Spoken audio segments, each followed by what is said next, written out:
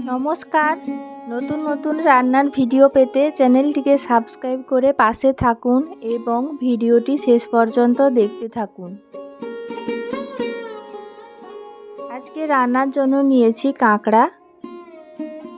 এগুলো মাঠ থেকে ধরে আনা মাঠের তেলো কাঁকড়া।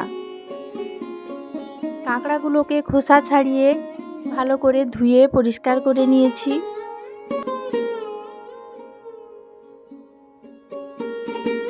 কাঁকড়ার মধ্যে দিয়ে দিচ্ছি পরিমাণ মতো হলুদ গুঁড়ো,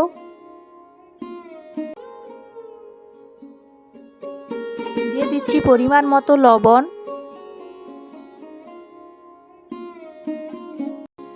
কাঁকড়ার সঙ্গে লবণ ও হলুদ ভালো করে মিশিয়ে নিয়েছি।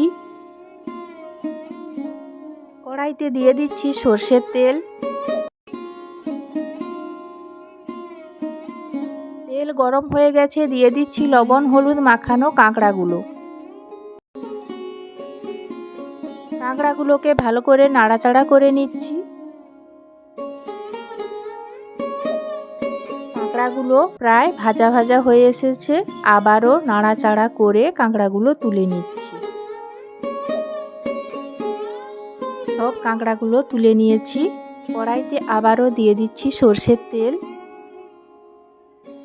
দিয়ে দিচ্ছি গোটা শুকনো লঙ্কা ফোড়ন। লঙ্কাগুলোকে খুন্তি দিয়ে নাড়াচাড়া করে ভেজে নিচ্ছি।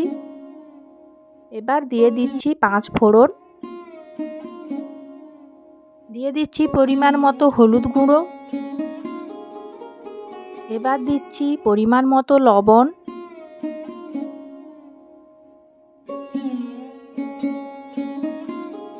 একটা বাটিতে কিছুটা তেঁতুল নিয়েছি, দিয়ে দিচ্ছি জল। এবার হাত দিয়ে ডলে ডলে তেঁতুল থেকে মাড় বার করে নিচ্ছি। মাড় বার করা হয়ে গেলে তেঁতুলের খোসাগুলোকে ফেলে দিচ্ছি।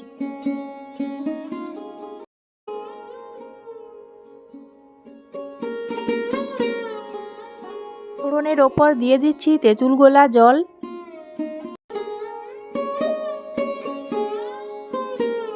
টক ভালোভাবে ফুটতে শুরু করেছে, দিয়ে দিচ্ছি ভেজে রাখা কাঁকড়া। খুন্তি দিয়ে আবারও ভালো করে নাড়াচাড়া করে নিচ্ছি। ওপর থেকে দিয়ে দিচ্ছি কাঁকড়ার ঘিলুগুলো। কাঁকড়ার ঘিলুগুলো আমি টপকা দিলাম। কিছু সময় পর ঢাকনা খুলে আবারও নাড়াচাড়া করে নিচ্ছি। দেখুন জল অনেকটা কমে গেছে।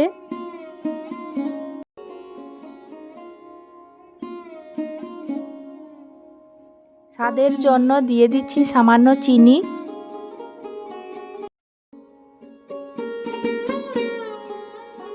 খুন্তি দিয়ে নাড়াচাড়া করে চিনি ভালোভাবে মিশিয়ে নিচ্ছি।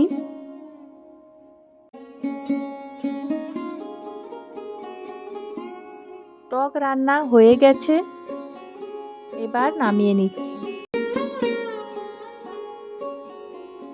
এইভাবে পাকা তেঁতুল দিয়ে কাঁকড়ার টক রান্না করলে খেতে খুব ভালো লাগে।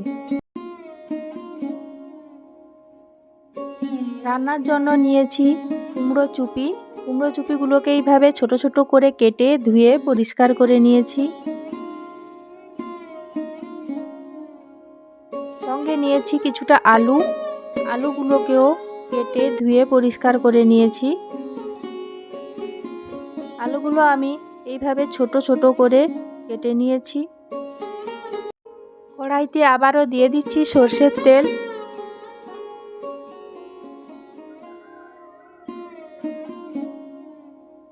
দিয়ে দিচ্ছি কাঁচা লঙ্কা কুচি, দিয়ে দিচ্ছি গোটা জিরে,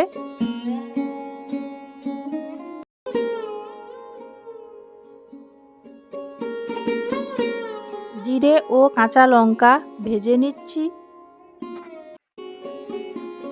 এবার দিয়ে দিচ্ছি কেটে রাখা আলু, দিয়ে দিচ্ছি পরিমাণ মতো লবণ, হলুদ গুঁড়ো। ভালো করে নাড়াচাড়া করে নিচ্ছি।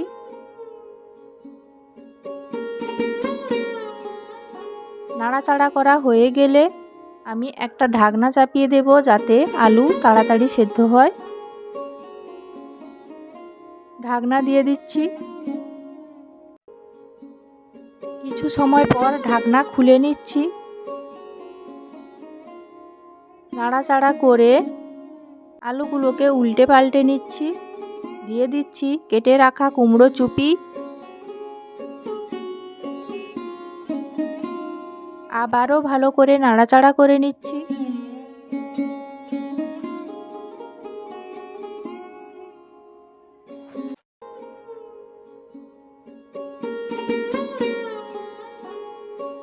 খুন্তি দিয়ে কুমড়ো চুপি ও আলুগুলোকে চাড়িয়ে দিচ্ছি যাতে তাড়াতাড়ি সেদ্ধ হয়। ঢাকনা খুলে নিচ্ছি। দেখুন আলু ও কুমড়ো চুপি ভালোভাবে সেদ্ধ হয়ে গেছে। ওপর থেকে দিয়ে দিচ্ছি পেঁয়াজ কুচি।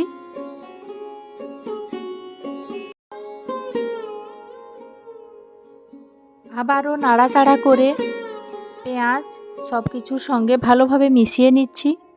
এইভাবে আমি আলু ও কুমড়ো চুপিগুলোকে ভালোভাবে ভেজে নেব।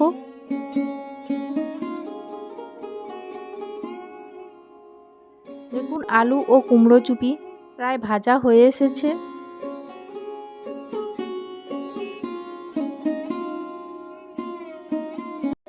তৈরি হয়ে গেছে কুমড়ো চুপি আর আলুর ভাজা। এবার তুলে নিচ্ছি।